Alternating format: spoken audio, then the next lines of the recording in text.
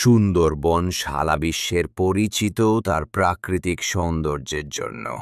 কিন্তু আজকে আমি আপনাদের শোনাব সুন্দরবনের একটি ভৌতিক রহস্যের কথা। তো চলুন শুরু করি।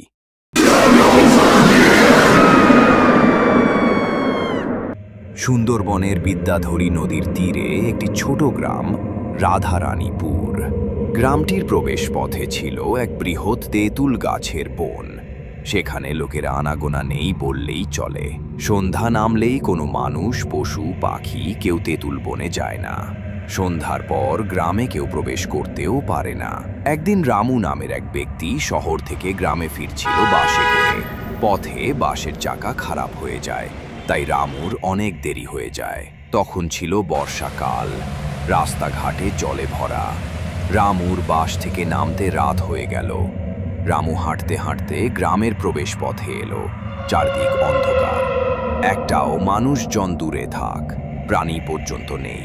রামুর হাতে ছিল একটা ছোট টর্চ লাইট, সেটাতে বেশি দূর অবধি দেখাও যায় না। গ্রামে প্রবেশের কথা কল্পনা করে রামুর শরীর ভয়ে হিম হয়ে যাচ্ছে। হঠাৎ যেন কেউ এসে দাঁড়ালো। রামু পিছন ফিরে দেখে কেউ নেই। রামু ভীত কণ্ঠে মৃদু স্বরে বলল, কে ওখানে? রামু টর্চ মারতেই উধাও, কেউ নেই। রামু দেখলো একটা কিচ্ছু তার সামনে থেকে হেঁটে চলে যাচ্ছে। রামু টর্চ মারলো, দেখলো একটা কালো কুচকুচে বিড়াল। তার চোখগুলো রক্তের মতো লাল। সে রামুর দিকে একবার তাকালো, তারপর চলে গেল। রামু দীর্ঘশ্বাস ফেলল আর মুখে উচ্চারণ করতে লাগলো, জয় শ্রীরাম, জয় মহাবলী হনুমান।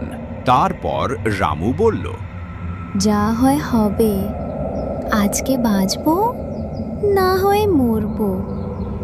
এই বলে রামু এক পা দুপা করে গ্রামে প্রবেশ করল।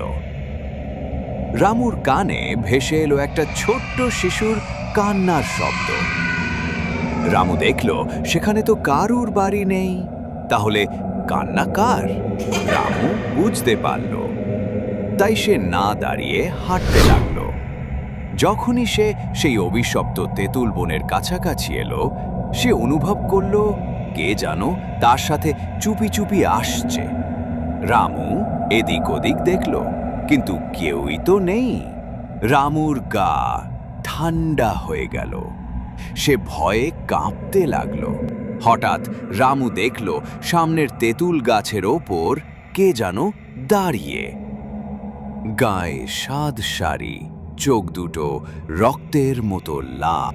পরের দিন সকালে গ্রামের লোক দেখতে পেল রামুকে তেঁতুল গাছের ডালে ঝুলছে। রামুর পরিবারের লোক কান্নায় ভেঙে পড়ল। তো বন্ধুরা, আজকের গল্প এখানেই শেষ। এরকম ভৌতিক রহস্য জানতে চাইলে আমাদের চ্যানেলটিকে সাবস্ক্রাইব করুন এবং নোটিফিকেশন অন করুন। ধন্যবাদ।